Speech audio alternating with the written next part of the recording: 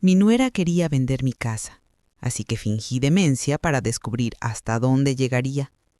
Estaba en mi cuarto cuando escuché la voz de Valeria en la sala, hablando por teléfono. En cuanto la vieja ya no dé más, vendemos todo. Es cosa de meses. Se reía. Mi propia nuera. La madre de mi nieto, hablando de mí como si ya estuviera loca. Sentí algo frío bajarme por la espalda, pero no fue miedo, fue claridad. En ese momento supe exactamente lo que tenía que hacer. Si Valeria quería una vieja loca, yo le iba a dar el mejor show de su vida. Pero ella no sabía algo. A mis 78 años, mi mente era lo único que nadie me había podido quitar. Gracias por estar aquí. Dale like, suscríbete al canal y cuéntame en los comentarios desde dónde escuchas mi historia. Quiero saber que no estoy sola en esto y qué harías tú en mi lugar. Ahora, sentada en mi cocina con una taza de café que ya se enfrió, veo las fotos en la pared. Mi esposo Rodrigo sonriendo en su último cumpleaños. Miguel, mi hijo, cuando era niño. Mateo, mi nieto, en su graduación de secundaria. Esta casa tiene 50 años de mi vida entre sus paredes. Y alguien quería arrebatármela como si yo ya no existiera. Mis manos temblaban ligeramente, no de miedo, sino de rabia contenida. Dejé la taza en la mesa y cerré los ojos. Para entender cómo llegué a ese momento, tengo que llevarlos atrás en el tiempo. Toda mi vida fui contadora. Desde los 22 años trabajé llevando las cuentas de empresas pequeñas, negocios familiares, gente que confiaba en mí para que sus números cuadraran. Me jubilé hace 13 años, pero mi mente seguía funcionando igual. Cada factura que llegaba a casa la revisaba 2 veces. Cada movimiento bancario lo anotaba en mi cuaderno. Rodrigo siempre decía que yo era más precisa que las computadoras. Nos casamos jóvenes y construimos esta casa ladrillo por ladrillo. Él trabajaba en construcción y yo llevaba las finanzas. Nunca nos faltó nada, pero tampoco nos sobró. Aprendimos a valorar cada peso que ganábamos. Miguel nació cuando yo tenía 26 años. Era un niño tranquilo, estudioso, se parecía tanto a Rodrigo que a veces me dolía el pecho de verlo. Creció viendo cómo su papá y yo trabajábamos juntos para mantener la familia. Estudió administración de empresas y cuando terminó la universidad, Rodrigo le ayudó a poner un taller mecánico. Era el orgullo de su padre. Los fines de semana venían a comer a casa y Rodrigo pasaba horas hablando con Miguel sobre el negocio, dándole consejos, ayudándole con los números cuando algo no cuadraba. Pero hace 10 años todo cambió. Rodrigo empezó a sentirse cansado. Al principio pensamos que era por la edad. Tenía 68 años y había trabajado toda su vida con las manos. Pero el cansancio no se iba. Una mañana no pudo levantarse de la cama. Lo llevamos al hospital y ahí nos dijeron la palabra que ninguna familia quiere escuchar. Cáncer. Avanzado. Los doctores fueron claros. Meses, no años. Recuerdo que Rodrigo apretó mi mano y me dijo que no llorara, que habíamos tenido una buena vida juntos. Pero yo lloré de todos modos. Los siguientes 8 meses fueron los más difíciles de mi vida. Ver a mi esposo perder fuerza cada día, ver cómo su cuerpo se rendía mientras su mente seguía lúcida. Miguel venía todos los días después del trabajo. Se sentaba junto a la cama de su papá y hablaban de todo. A veces yo los escuchaba desde la cocina y tenía que morderme los labios para no romperme. La casa se llenó de un silencio pesado, de esos silencios que pesan en el pecho. Cuando Rodrigo falleció, sentí que una parte de mí se iba con él. Tenía 68 años y de pronto me encontré sola en una casa que habíamos construido juntos. Miguel se hizo cargo de todo. Los trámites, el funeral, los papeles. Yo apenas podía funcionar. Fue en esos días cuando conocí a Valeria. Ella apareció un día en casa con Miguel. Era atractiva, bien vestida, con ese tipo de seguridad que quieren las personas acostumbradas a conseguir lo que quieren. Miguel me la presentó como su novia. Habían estado saliendo por 6 meses, pero él no me la había presentado antes porque, con la enfermedad de Rodrigo, el momento nunca pareció apropiado. Valeria me abrazó y me dijo que sentía mucho mi pérdida, pero había algo en su abrazo que se sentía hueco, como actuado. No me gustó desde el principio, pero yo estaba sumida en mi dolor y pensé que tal vez era solo que nadie me iba a parecer suficiente para mi hijo. Miguel parecía feliz con ella, y eso era lo que importaba. Se casaron al año siguiente. La boda fue pequeña, en un jardín. Yo sonreí en las fotos, pero por dentro seguía vacía. Valeria se mudó a la casa que Miguel había comprado con su primer préstamo, un departamento modesto pero bien ubicado. 2 años después nació Mateo. Cuando vi a mi nieto por primera vez, sentí que algo en mí volvía a despertar. Era la primera vez en años que sentí algo parecido a la alegría. Mateo era idéntico a Rodrigo de bebé, los mismos ojos, la misma nariz. Miguel me pidió que fuera a ayudarlos las primeras semanas y yo acepté encantada. Pero ahí empecé a ver quién era realmente Valeria. Le molestaba cómo yo cargaba al bebé. Le molestaba que Mateo dejara de llorar cuando yo lo mecía. Le molestaba que Miguel me pidiera consejos. Un día me dijo directamente: «Ya sé que tienes más experiencia, Clara, pero este es mi hijo y yo sé lo que hago». Me aguanté. Por Miguel, por Mateo. Volví a mi casa y solo los visitaba cuando me invitaban. Pero conforme Mateo creció, noté que Valeria lo trataba con una dureza que me preocupaba. Si el niño lloraba, ella lo ignoraba. Si pedía atención, ella le decía que no fuera tan necesitado. Miguel trabajaba tantas horas en el taller que no se daba cuenta. Yo intenté hablar con él una vez y me dijo que no me metiera, que Valeria era la mamá y sabía lo que hacía. Esas palabras me dolieron, pero entendí el mensaje. Me quedé callada. Los años pasaron. Mateo crecía siendo un niño callado, casi tímido. Cada vez que venía a visitarme los domingos, se quedaba pegado a mi lado. Me ayudaba a regar las plantas, a doblar la ropa, cualquier cosa con tal de estar cerca.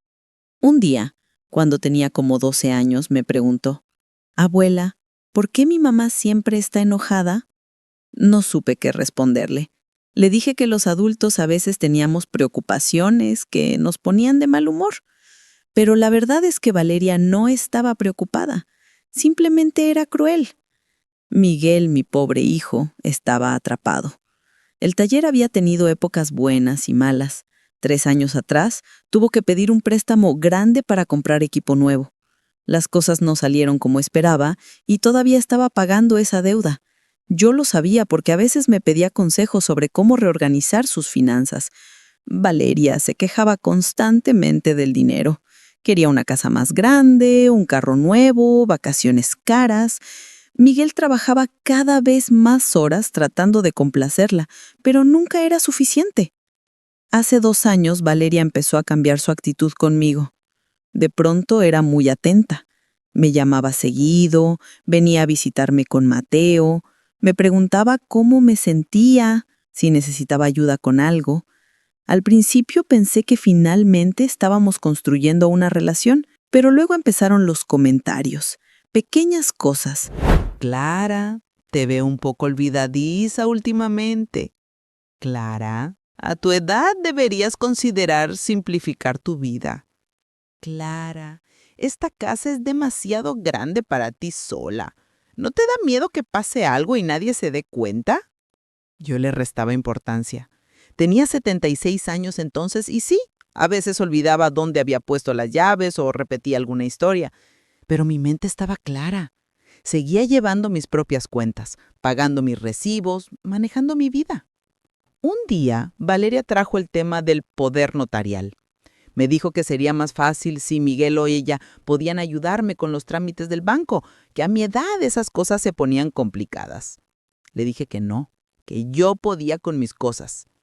Vi un destello de molestia en sus ojos, pero lo disimuló rápido con una sonrisa. Los comentarios se volvieron más frecuentes, más directos. Miguel empezó a hacerme preguntas también. Mamá, ¿estás segura de que pagaste la luz este mes? Mamá, encontré este recibo sin abrir. Mamá, deberías dejar que te ayude con estas cosas. Yo le mostraba mi cuaderno donde tenía todo anotado, pero él solo asentía con cara de preocupación. Valeria estaba en su oído constantemente, plantando dudas.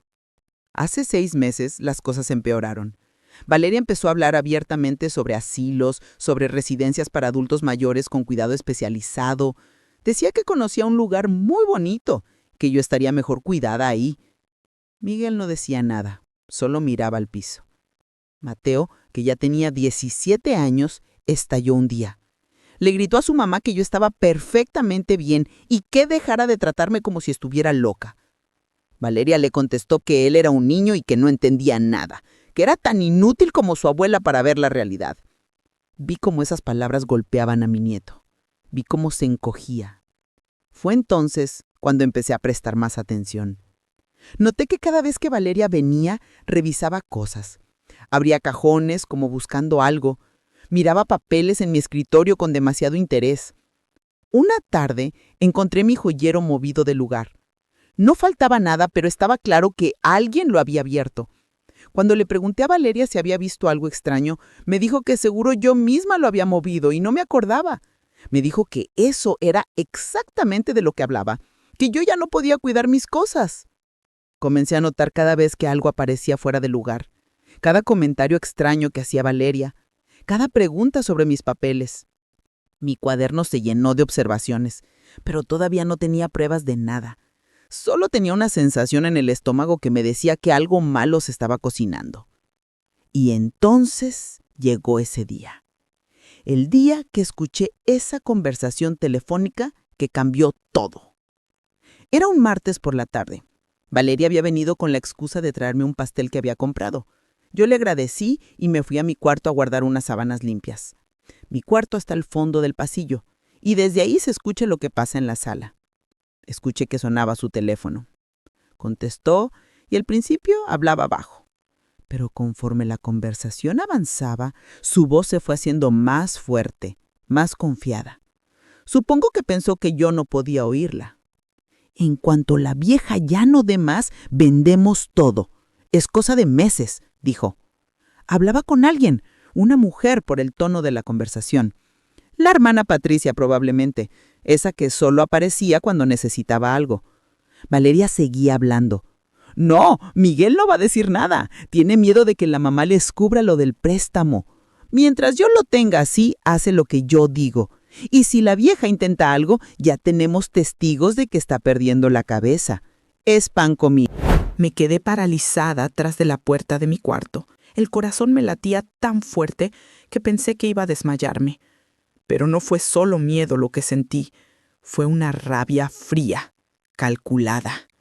Esa mujer no solo quería mi casa, me quería fuera del camino y estaba usando a mi propio hijo para lograrlo. Respiré profundo varias veces.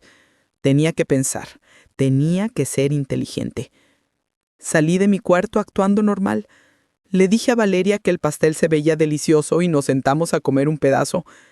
Ella me miraba con esa sonrisa falsa que siempre usaba. Me preguntó cómo me sentía, si había dormido bien, si me acordaba qué día era. Le contesté todo con amabilidad, pero por dentro estaba calculando, estaba planeando. Si Valeria quería una vieja que perdía la cabeza, yo le iba a dar exactamente eso, pero iba a ser yo quien controlara el juego. Esa noche casi no dormí. Me quedé sentada en la cocina con mi cuaderno y una pluma. Anoté todo lo que recordaba de la conversación telefónica, cada palabra. Luego empecé a trazar un plan. Tenía que ser cuidadosa, tenía que ser convincente, pero sobre todo, tenía que conseguir pruebas de lo que Valeria estaba haciendo. No bastaba con saber sus intenciones, necesitaba evidencia sólida que nadie pudiera negar.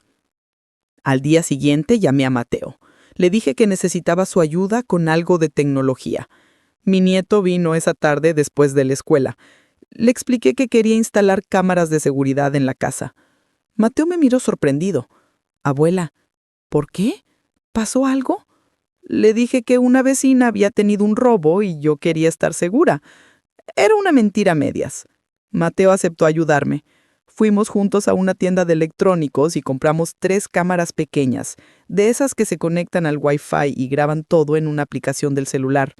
Mateo me enseñó cómo funcionaba todo. Instalamos una cámara en la sala, escondida entre los libros de un estante, otra en el comedor, detrás de un cuadro, y la tercera en mi habitación, en la repisa alta. Eran tan pequeñas que si no sabías que estaban ahí, era imposible notarlas. Mateo configuró la aplicación en mi teléfono.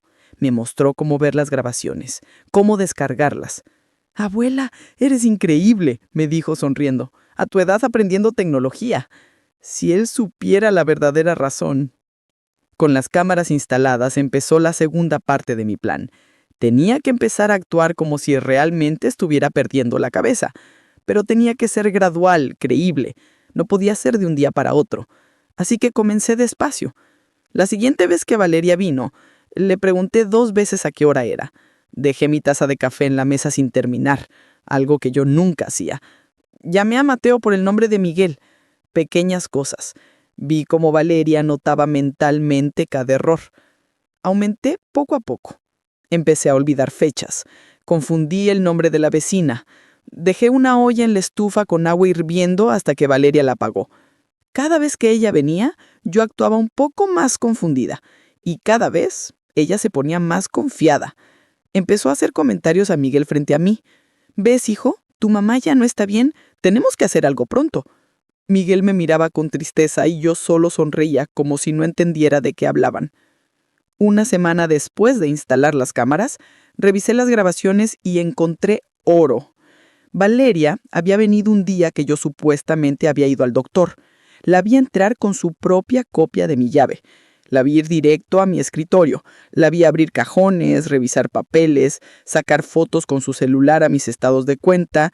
La vi abrir mi joyero y sacar los aretes de oro que Rodrigo me había regalado en nuestro aniversario. Se los guardó en la bolsa.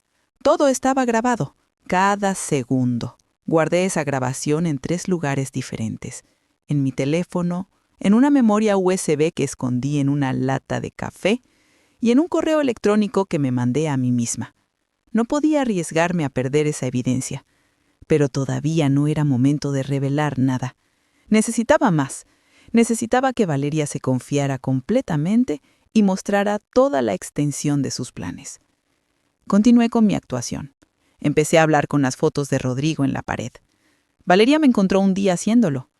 «Rodrigo», le decía a la foto, «ya casi es hora de cenar. Tengo que poner la mesa». Vi cómo los ojos de Valeria se iluminaban. Esto era mejor de lo que ella esperaba. Sacó su celular y me grabó. Después le mandó el video a Miguel. Yo lo supe porque Miguel me llamó esa noche, con la voz quebrada. «Mamá, tenemos que hablar», me dijo. Fingí no entender de qué hablaba. Las siguientes semanas fueron agotadoras. Mantener la actuación requería energía constante. Tenía que recordar qué supuestamente había olvidado. Tenía que ser consistente en mis inconsistencias. Pero lo más difícil era ver la cara de Miguel. Mi hijo realmente creía que yo estaba perdiendo la cabeza. Venía a visitarme más seguido, me traía comida, se aseguraba de que hubiera tomado mis medicinas. Cada vez que lo veía preocupado, quería decirle la verdad, pero no podía. Todavía no. Mateo era el único que sospechaba que algo raro pasaba. Un día me encontró completamente lúcida, revisando mis cuentas en la computadora. «Abuela, ¿estás bien?», me dijo con los ojos muy abiertos. Le pedí que se sentara. Ya era tiempo de decirle la verdad, al menos a él. Le conté todo, la conversación que escuché, las cámaras, la actuación. Vi cómo su expresión pasaba de confusión a enojo.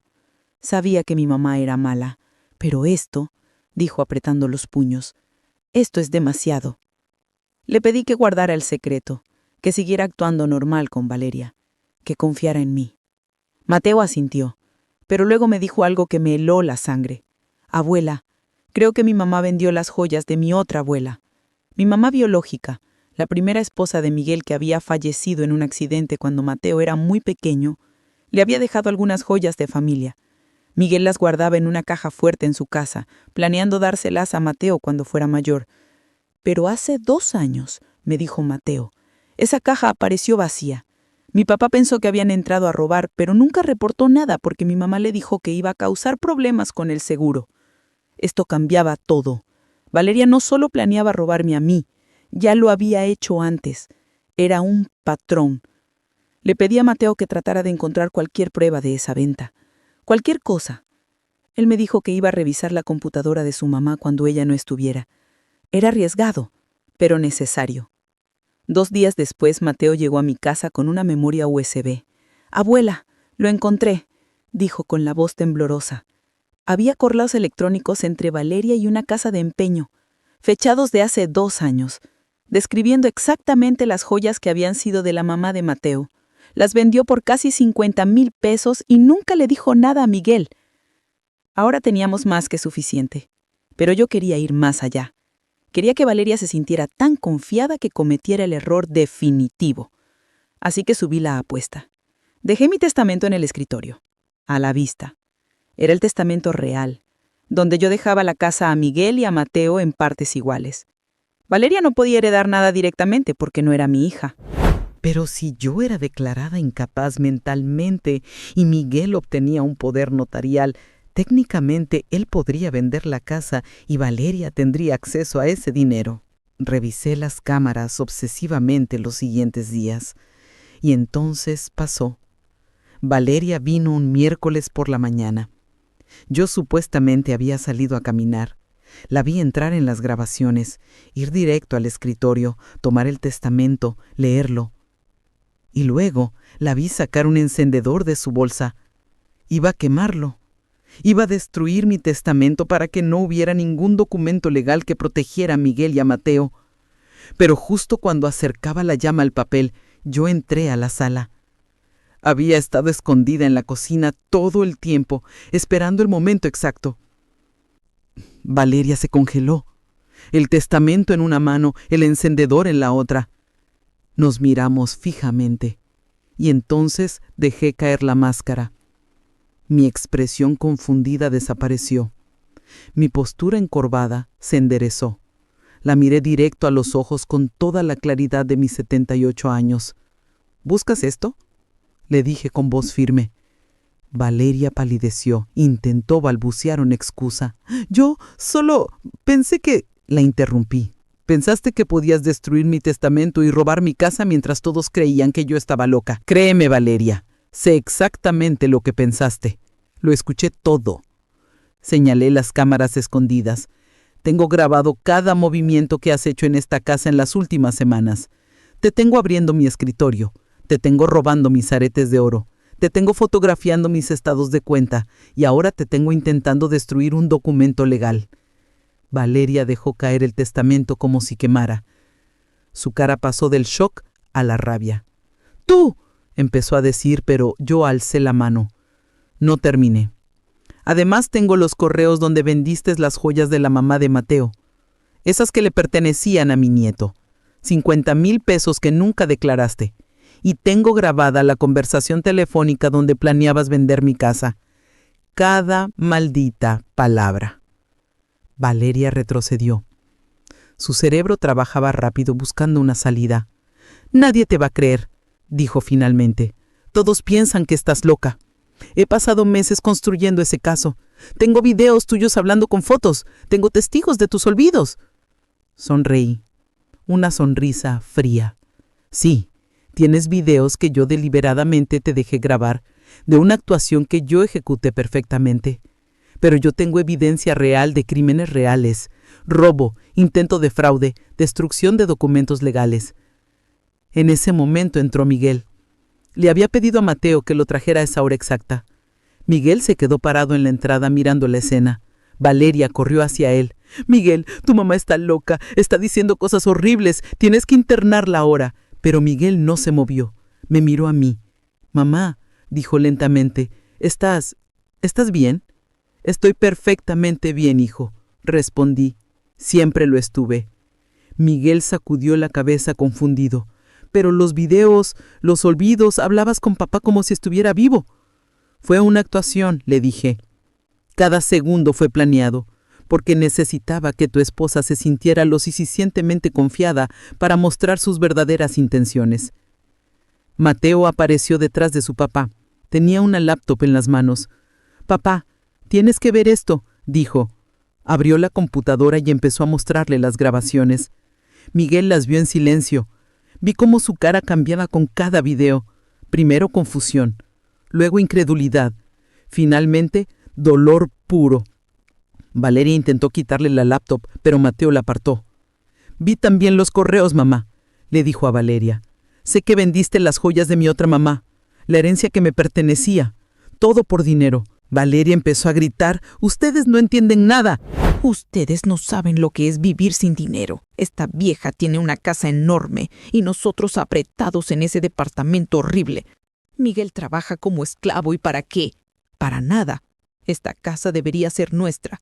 Ese dinero debería ser nuestro. La vieja no lo necesita. Ya vivió su vida. Miguel finalmente habló. Su voz sonaba rota. Sal de aquí, Valeria. No quiero volver a verte. Valeria me miró incrédula. ¿Qué dijiste? Miguel alzó la voz. Dije que salgas de aquí. Voy a hablar con un abogado. Voy a empezar el proceso de divorcio y voy a asegurarme de que enfrentes consecuencias legales por todo lo que hiciste. Valeria me miró con odio puro. Esto no termina aquí, vieja. Voy a destruirte. Mantuve mi voz calmada. Ya intentaste destruirme, Valeria, pero subestimaste algo fundamental. A mis 78 años he sobrevivido pérdidas que tú no puedes imaginar. He construido y reconstruido mi vida más veces de las que puedes contar. ¿Creíste que porque era vieja era débil? Ese fue tu error. Valeria salió de mi casa azotando la puerta. Miguel se dejó caer en el sofá con la cabeza entre las manos. «Mamá, lo siento tanto», dijo. «No vi nada. Estuve tan ciego». Me senté a su lado y le tomé la mano. «No es tu culpa, hijo. Valeria es manipuladora y te tenía atrapado con lo del préstamo». Miguel me miró sorprendido. «¿Cómo sabes de eso?» «Lo escuché en su conversación telefónica», le dije. «Ella usaba esa información para controlarte». Miguel me contó todo entonces. El préstamo que había pedido para el taller había sido por consejo de Valeria. Ella le había convencido de que necesitaba expandirse rápido, pero las cosas no salieron como esperaban, y ahora Miguel debía más de lo que podía pagar. Valeria amenazaba con contarme y decirme que él había fracasado, que había defraudado la confianza de su padre. Miguel vivía con esa culpa diariamente, por eso nunca se atrevió a contradecirla. Le dije que íbamos a solucionar lo del préstamo juntos, que yo tenía ahorros, que para eso estaba. Mateo abrazó a su papá. Los vi llorar juntos y sentí mi propio corazón romperse. Valeria no solo había tratado de robarme a mí, había envenenado mi familia completa. Pero eso se iba a acabar. Al día siguiente hablé con don Ernesto, un abogado que había trabajado conmigo hace años.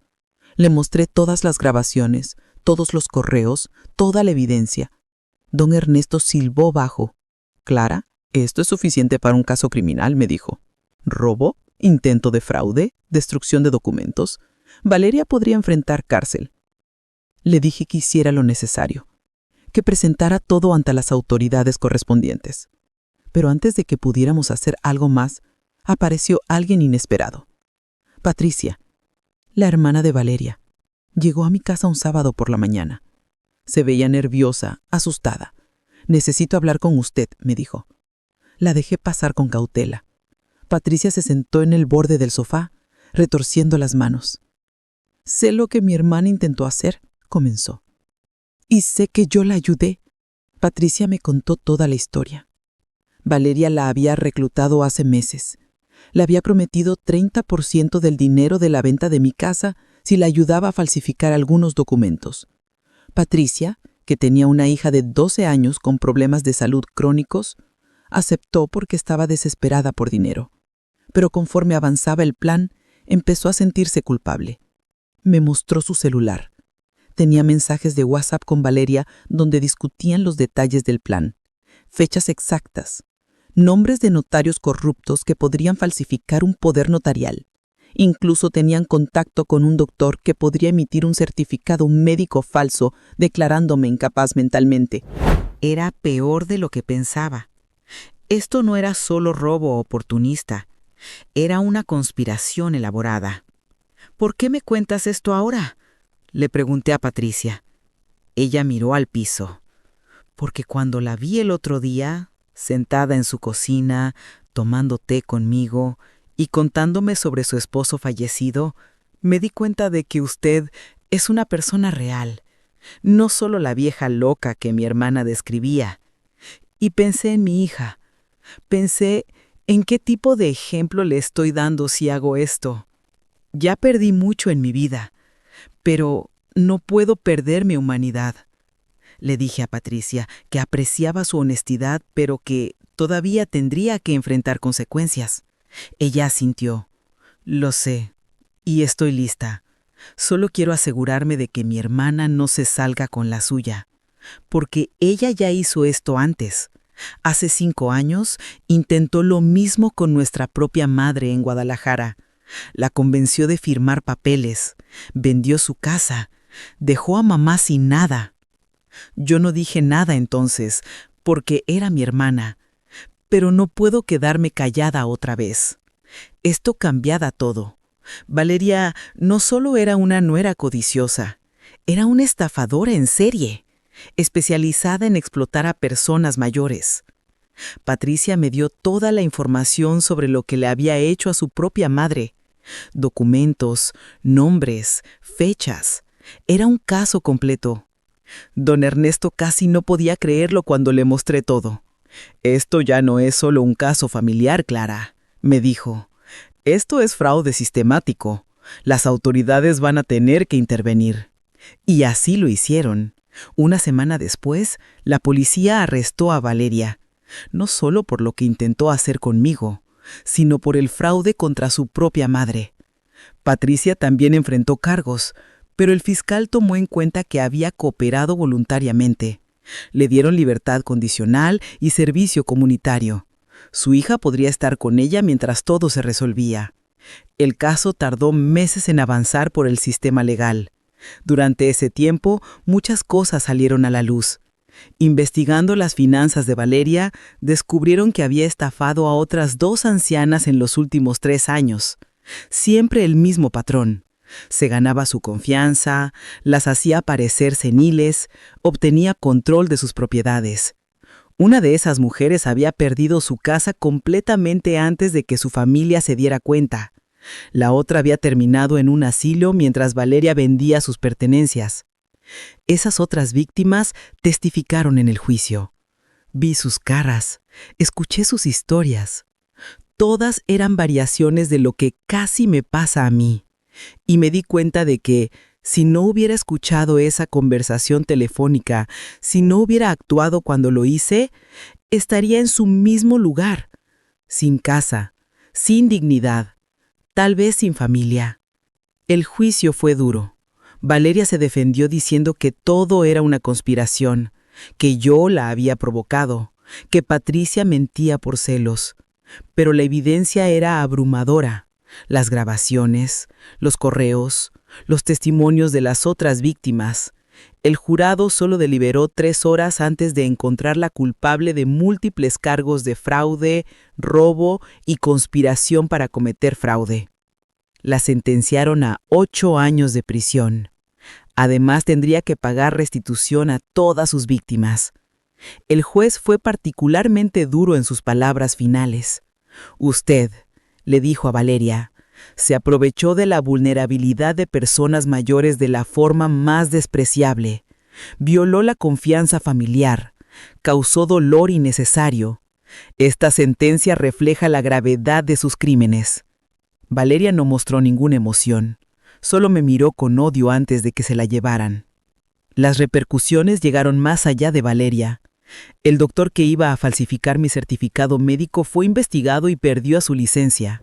El notario corrupto enfrentó su propio juicio y la fiscalía abrió una investigación sobre cuántos otros casos similares podría haber en la ciudad. Descubrieron una red pequeña, pero activa, de personas que se especializaban en estafar a adultos mayores. 5 personas más fueron arrestadas gracias a la información que salió de mi caso. Miguel se divorció de Valeria mientras ella esperaba el juicio. Le dieron custodia completa de Mateo. Mi hijo tuvo que ir a terapia para procesar todo, para entender cómo había sido manipulado, para perdonarse por no haber visto las señales. pero poco a poco comenzó a sanar. Vendió el departamento donde había vivido con Valeria y se mudó a un lugar nuevo, un lugar sin esos recuerdos oscuros. Mateo tuvo sus propias batallas. Descubrir que tu madre es capaz de algo así deja cicatrices profundas. También empezó terapia, pero lo que más le ayudó fue ver que había hecho lo correcto al ayudarme. Abuela, me dijo un día, creo que me salvaste tanto como yo te salvé a ti. Aprendí que hacer lo correcto no siempre es fácil, pero siempre vale la pena. Las otras mujeres que Valeria había estafado también empezaron procesos para recuperar lo que habían perdido. Una de ellas, doña Mercedes, logró que le devolvieran su casa después de que se probó que la venta había sido fraudulenta. La otra, doña Rosa, recuperó parte de sus pertenencias que todavía estaban en una bodega bajo el nombre de Valeria. No pudieron recuperar todo, pero al menos recuperaron algo. Y más importante, recuperaron su dignidad. Algo interesante pasó después del juicio. Varias vecinas del edificio me buscaron. Me contaron que también habían notado cosas raras con sus propias nueras o familiares. Dinero que desaparecía, pertenencias que se movían del lugar, comentarios sobre su edad y su memoria. Una de ellas, doña Carmen, descubrió que su yerno había estado sacando dinero de su cuenta por 2 años. Gracias a que yo había hablado de mi experiencia, ella tuvo el valor de investigar y poner un alto. Se formó una especie de red de apoyo entre nosotras. Nos reuníamos una vez al mes para tomar café y platicar. Compartíamos información sobre nuestros derechos. Invitábamos a abogados y trabajadores sociales a darnos charlas. Queríamos asegurarnos de que lo que nos había pasado no le pasara a nadie más. La llamamos Red de Protección de Adultos Mayores. Empezó con 5 mujeres y ahora somos más de 20. Patricia cumplió su servicio comunitario trabajando precisamente con adultos mayores en un centro de día. Me contó que aprendió más en esos meses que en toda su vida. Vio la dignidad y la fortaleza de personas que la sociedad a veces desecha. Su hija, la que tenía problemas de salud, conoció a muchas de las abuelas del centro y creó lazos hermosos con ellas. Patricia me dijo que se había dado cuenta de que su hija necesitaba más esos ejemplos de fuerza y bondad que todo el dinero que ella había estado dispuesta a robar. Miguel finalmente me contó todo sobre el préstamo que lo tenía angustiado. Resultó que el problema no era tan grande como Valeria le había hecho creer. Con un plan de pagos adecuado, que yo le ayudé a estructurar, podría liquidarlo en 3 años. También le ayudé a renegociar con el banco. Lo que Valeria había usado como arma de control resultó ser manejable. Miguel lloró cuando se dio cuenta de cuánto tiempo había vivido bajo esa presión innecesaria. El taller empezó a ir mejor. Miguel contrató a un administrador para que lo ayudara con las finanzas en lugar de tratar de hacer todo solo. Descubrió que cuando no estaba constantemente estresado, era mejor jefe, mejor mecánico, mejor padre. Mateo comenzó a trabajar con él los fines de semana, aprendiendo el negocio. Vi en mi nieto el mismo orgullo que una vez vi en Miguel cuando trabajaba con Rodrigo. El círculo continuaba. Una tarde, varios meses después del juicio, Mateo llegó a casa con una noticia. «Abuela, me aceptaron en la universidad», me dijo radiante. «Voy a estudiar leyes. Quiero ayudar a personas como tú. Quiero asegurarme de que la gente mayor tenga quien los defienda». Sentí que el corazón se me iba a salir del pecho. Mi nieto, que había sufrido tanto, había encontrado propósito en todo ese dolor. Doña Mercedes, una de las otras víctimas de Valeria, se volvió muy cercana a mí. Descubrimos que teníamos mucho en común. Ambas habíamos sido contadoras. Ambas habíamos perdido a nuestros esposos. Ambas habíamos luchado por proteger lo que nos pertenecía. Comenzamos a pasar tiempo juntas. Jugábamos dominó los viernes. Nos acompañábamos al doctor. Era bonito tener una amiga que entendía exactamente por lo que había pasado. La casa, mi casa, la que Rodrigo y yo construimos, se llenó de vida nuevamente. Miguel y Mateo venían a comer todos los domingos. A veces traían a las novias de Mateo, que cambiaban cada pocos meses porque tenía 17 años. Nos reíamos mucho, cocinábamos juntos, contábamos historias de Rodrigo. La casa recordaba lo que era ser un hogar, no solo una propiedad que alguien quería robar. Actualicé mi testamento con don Ernesto. Esta vez incluí no solo a Miguel y Mateo, sino también un porcentaje para la red de protección de adultos mayores. Quería que el trabajo que habíamos empezado continuara. Quería que otras mujeres tuvieran los recursos para defenderse. Don Ernesto me dijo que era una de las cosas más significativas que había visto hacer a un cliente. Un año después del juicio, recibí una carta inesperada. Era de la madre de Valeria, la señora que había sido su primera víctima. Me escribió para agradecerme. Me dijo que por años había vivido con la vergüenza de haber perdido todo. Había pensado que era su culpa, que realmente estaba perdiendo la cabeza, como Valeria decía. Pero cuando mi caso salió a la luz y se descubrió el patrón, ella pudo empezar a procesar lo que realmente había pasado. No recuperó su casa, pero sí recuperó la paz mental. Y eso, me escribió, no tenía precio. Patricia me visitó después de completar su servicio comunitario. Trajo a su hija, una niña dulce de 12 años con ojos inteligentes.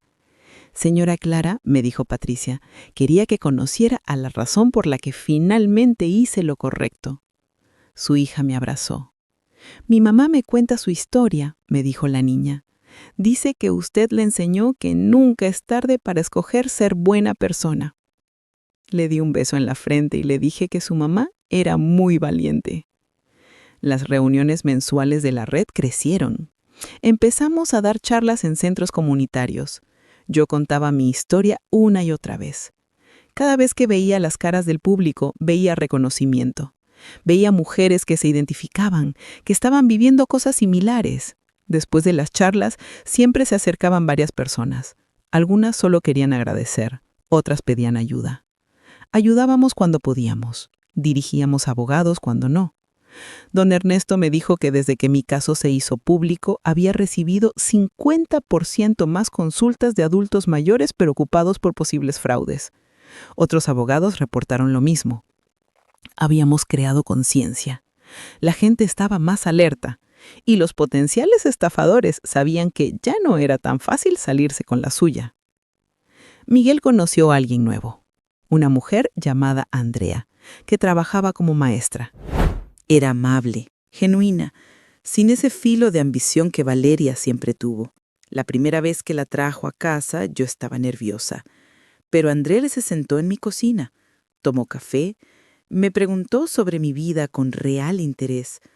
No hubo falsedad, no hubo manipulación, solo una conexión humana simple. Le di mi bendición. Mateo se graduó de preparatoria con honores. En su discurso de graduación habló sobre resiliencia, sobre cómo las peores experiencias pueden enseñar las mejores lecciones. Mencionó que su abuela le había enseñado que la verdadera fuerza no es nunca caer, sino levantarse cada vez que caes. Lloré durante todo su discurso. Miguel me apretó la mano. Rodrigo estaría tan orgulloso, me dijo. Lo estoy, le respondí. De los dos. 2 años después del juicio, Valeria salió en libertad condicional por buen comportamiento. Había cumplido 3 años de su sentencia. Intentó contactar a Miguel. Él no respondió. Intentó ver a Mateo.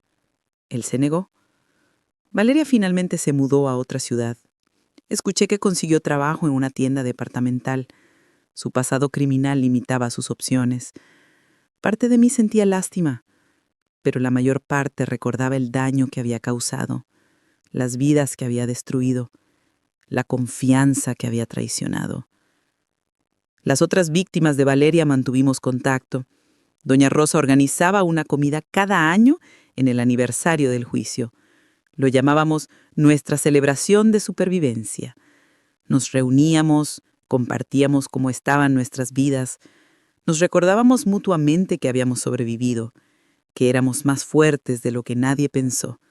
Una tarde, 3 años después de todo, estaba sentada en mi cocina tomando café. La misma cocina donde había planeado mi estrategia. La misma mesa donde había anotado cada detalle del plan de Valeria. Mi celular sonó. Era una llamada de un número desconocido. Contesté con cautela. Era una mujer joven, nerviosa. Me había encontrado a través de la red. Su abuela estaba viviendo algo similar a lo que yo había vivido. Su tía estaba tratando de declarar a la abuela incapaz. ¿Podía ayudarla? Le dije que viniera a verme. Se llamaba Daniela y su abuela, doña Lucía, tenía 82 años.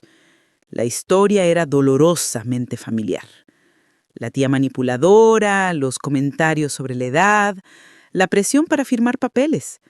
Pero ahora doña Lucía tenía algo que yo no tuve al principio. Tenía información, tenía apoyo, tenía un plan. Le di a Daniela el nombre de don Ernesto. Le di consejos sobre documentar todo. Le di esperanza.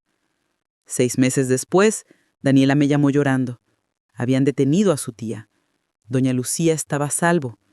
Gracias a todo lo que habíamos compartido, gracias a que mi historia estaba allá afuera, otra familia se había salvado. Eso, más que cualquier otra cosa, me hizo sentir que todo había valido la pena. El dolor, el miedo, la actuación. Todo había servido para algo más grande. Miguel se casó con Andrea 2 años después de conocerla. Fue una boda pequeña en el jardín de mi casa, el mismo jardín donde Rodrigo plantó rosas hace décadas. Las rosas seguían floreciendo cada primavera.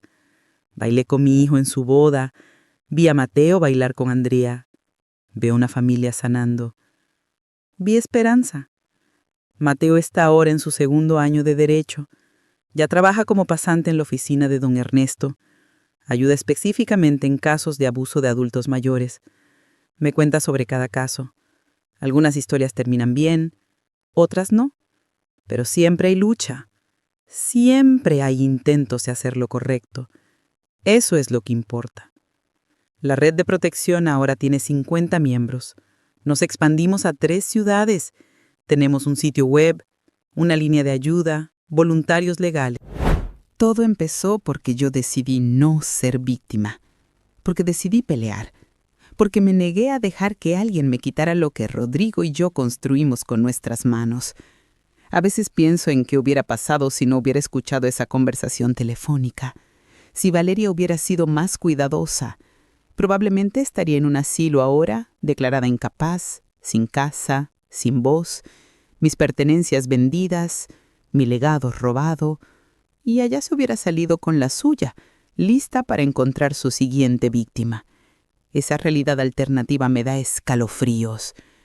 Pero no pasó así. Y cada vez que ayudo a otra persona, cada vez que comparto mi historia, cada vez que veo a Mateo defender a alguien vulnerable, sé que tomé las decisiones correctas. No fue fácil, fue aterrador. Hubo momentos donde dudé, pero lo hice. Y cambió todo. Ahora tengo 81 años. Sigo viviendo en mi casa, sigo pagando mis propias cuentas, sigo siendo Clara la contadora, que nunca dejó que los números no cuadraran. Mi mente está clara, mi propósito está claro, y mi familia, mi verdadera familia, está más unida que nunca. La historia de Valeria se convirtió en una advertencia. Otros escucharon y se protegieron. El sistema legal aprendió y mejoró sus protocolos. Los trabajadores sociales recibieron mejor entrenamiento. Los bancos implementaron medidas de seguridad adicionales para cuentas de adultos mayores. Un caso, una mujer, un acto de valentía y ondas que se expandieron más allá de lo que yo hubiera imaginado. Entonces, si me preguntan qué aprendí de todo esto, les diría varias cosas. Primero, que la edad no significa debilidad. Tengo 78, ahora 81, y mi mente es tan afilada como siempre. No permitan que nadie les diga lo contrario. Segundo, que la familia no siempre está en la sangre, a veces está en la gente que eliges, en la gente que te elige a ti. Tercero, que nunca es tarde para pelear por lo que es tuyo, por tu dignidad, por tu voz, por tu vida. Y finalmente, Aprendí que el verdadero poder de una persona no está en su fuerza física o su edad. Está en su mente, en su voluntad, en su negativa a rendirse. Valeria vio a una vieja vulnerable. Yo le mostré a una guerrera de 80 años que todavía tiene mucho que dar. Si están escuchando esto y están viviendo algo similar, quiero que sepan que no están solos, que hay ayuda, que hay gente que entiende y que ustedes son más fuertes de lo que piensan. No se rindan. No permitan que nadie les quite su voz. Peleen, porque vale la pena. Dale like a este video si mi historia te impactó. Compártelo con alguien que necesite escucharlo. Y cuéntame en los comentarios qué habrías hecho tú en mi lugar. Tu apoyo significa todo para mí y para todas las personas que siguen luchando. Y antes de irme, quiero aclarar algo. Esta historia está basada en eventos reales, pero algunos detalles han sido modificados para proteger la privacidad de las personas involucradas.